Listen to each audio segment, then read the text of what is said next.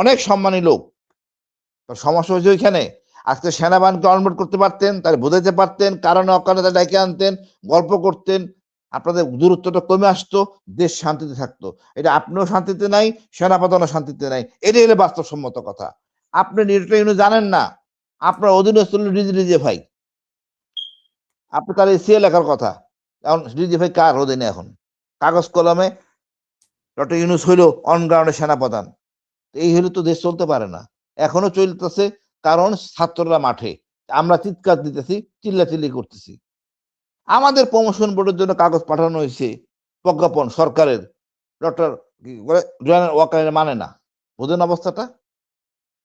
এই যদি অবস্থা হয়, সরকার উচ্চ মহলে, উত্তর পাড়ার দক্ষিণ পাড়ায়, এই দুঃখজনক। এতটা বড় একটা বিপ্লবের পরে যে এটা হয়, এটা কাম্য না। দেশের জন্য অশনি সংকেত। উই শুড, এটা যেন গ্যাপটা কাভার আপ হয় নির্বাচনের আগে। আমরা একটা ভালো নির্বাচন দেখতে চাই। আমরা আর রক্তক্ষরণ চাই না। সুন্দর শান্তি দেশ দেখতে চাই। হুএভার হি ইজ, কি যেই জিতুক, যেন মানে কেউ যেন না বলে যে নির্বাচন ভালো হয় না। এটা আমরা শুনতে চাই না এত বছর পরে। ধন্যবাদ আপা। হাসিনুর ভাই, অনেকে বলে যে এই যে হাদির হত্যার সাথে ডিজিএফআই সম্পর্ক আছে। হ্যাঁ? আর হচ্ছে যে আপনাদের সাথে যারা মিশে আছে এখন, অনেকে আওয়ামী লীগ তো মিশে গেছে সবার সাথে। তো এগুলো মানে কিভাবে বের করবে? আপনার মতামত চাই আরকি এখানে। আর ডিজিএফআই সত্যিই কি এটার সাথে যুক্ত কিনা? ডিজিএফআই যুক্ত বলেই সে তাড়াতাড়ি আসামি তাড়াতাড়ি পালাতে সম্ভব হয়েছে, সক্ষম হয়েছে। মানে পালাতে আপা, সহযোগিতা করেছে। আপনি কি মনে করেন? আপা ডিজিএফআই একটা গর্বের বাহিনী। তাকে এই জায়গায় যাবে কেন? ওই যে বললাম, আপনি আপন করতে পারেন নাই। ডিজিএফআই এসে বলবে ডক্টর ইউনূসকে এইটা করেন, সেটা করেন। এখন আমি যদি বলি, এই যে আপনার স্বরাষ্ট্র উপদেষ্টা, তাকে সিলেক্ট করছে কে? কে তারে সিলেক্ট করছে? বুড়া লোকটা কেন ওখানে গেছেন? ওনার সিলেক্ট করছে ওয়াকার, জেনারেল ওয়াকার, হামিদ, ডিজিএফআই হামিদ। তো সে তো ওনাদের কথা শুনবেন। এখন যে বললাম সীমান্তের দায়িত্বটা কার? বিডিআর এর। এটা কার আন্ডারে? এই স্বরাষ্ট্র উপদেষ্টার আন্ডারে। আপনি খেয়াল রাখবেন না কই যাবে? এ তো ফ্লাই করে আকাশ দিয়ে মানে কি বলে, প্লেনে করে যাওয়ার কোনো স্কোপ নাই। তো হুম। সীমা পায়ে পথে তো যাবে। এখন বাইক করতেছেন গর্ত দিয়ে যাওয়া যায়, এই যাওয়া যায়। এগুলি ফাইজলামি। আগে আপনার হুঁশ ছিল না? বিডিআরকে দোষারোপ করা উচিত। ওই এলাকার দায়িত্ববান লোকদের আসল কথা বেরোবে। তাহলে তো স্বরাষ্ট্র আসলে উপদেষ্টাকেও এই সন্দেহ থেকে মানে ইয়ে করা যায় না। ডিজিএফআই না, কে না যেমন উনি সন্দেহ সন্দেহ, করা যায় না স্বরাষ্ট্র উনি, উপদেষ্টাকে। না, না, ডিজিএফআই কে দোষ দেওয়ার আগে স্বরাষ্ট্র উপদেষ্টাকে দোষ দিতে হবে। উনি কার্যকরী ভূমিকা নেন নাই। ওই ব্যাটালিয়নের সিও সবগুলো বাঁধেন, বের হয়ে যাবে। কেমনে গেল?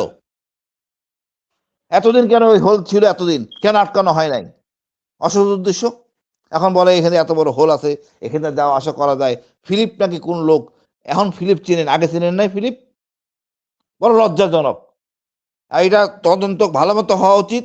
আর এক মন্দের ভালো একটা হাদির উপরে গুলি হয়েছে, আগামীতে ইনশাল্লাহ হবে না। আজকে আমি বিশ্বাস করেন মাঠে ছিলাম, আমার অফিসে বন্ধুরা, আমার সিভিল ফ্রেন্ড আর্মি ঘিরে রাখছে আমারে। আমি ওদের কর্মকাণ্ড দেখে আমি আতঙ্কিত। আরে সর্বনাশ, এ কি অবস্থা? স্বাধীন দেশ, আমার দেশে কথা বলবো, ভয় পাবো কেন? এটা আমার দেশ। এইটাই তো কথা। আমাদেরকে সুশীলরা আমাদের ভয় ফেলাইছে। সুশীলরা না, মানে এখন তো হাদির পরে আরো বেশি আতঙ্ক। যখন বলছে যে একটা গুলি করলেই তো শেষ। এখন মানুষ কিভাবে কথা বলবে? আপাস দেখেন, ও কিন্তু গুলি করতে করার কথা ৩টা, মানে একটা গুলি করছে। এখন হাদির একটু ভুল আছে, ওই লোকটাকে না চিনে আপন করা উচিত হয় নাই। আমি কোনো নতুন বন্ধু করি না। যাদের করি আমি ওই বলে রাখি, তুমি চিনে রেখো কিন্তু ওই লোকটা আমি চিনি না। সুতরাং আপনি এরকম বন্ধু নিবেন। আচ্ছা, হাদির নির্বাচন করতেছে, ছাত্র মানুষ, এই জন্য হয়তো চিনে নাই। বাট কারো না কারো উচিত ছিল আইডেন্টিফাই করা। এটা বড় ভুল হইছে। আমরাও শিখি ইনশাআল্লাহ। যাতে এই ভুলটা না করি। মনির ভাই আছে, নির্বাচন করবেন। আসলে কে কার হয়ে কাজ করতেছে আমরা জানি না। উনারা হুম। এলাকার লোক, কোনো অসুবিধা হবে না। উনি জানেন। কিন্তু যারা ঢাকা শহর, এরা কিন্তু বেকায়দায় পড়বে। নির্বাচনে দাঁড়াইছে সেও বাইরের, আর যারা আসবে সেও বাইরের। তাদের জন্য এটা বিপদ। বাট মফস্বল এলাকার জন্য বিপদ না। আমি স্বরাষ্ট্র উপদেষ্টাকে বলব, আপনি একটু কঠোর হন, আপনার বিডিআরকে কাজে লাগান। আরো ঘটনা ঘটলেও তারা পলাবে। সেই জায়গাটা নিশ্চিত করেন। জি। এটা কোনো কাঙ্ক্ষিত ঘটনা না, মানে লজ্জার ব্যাপার। ধন্যবাদ আপা। অসংখ্য ধন্যবাদ।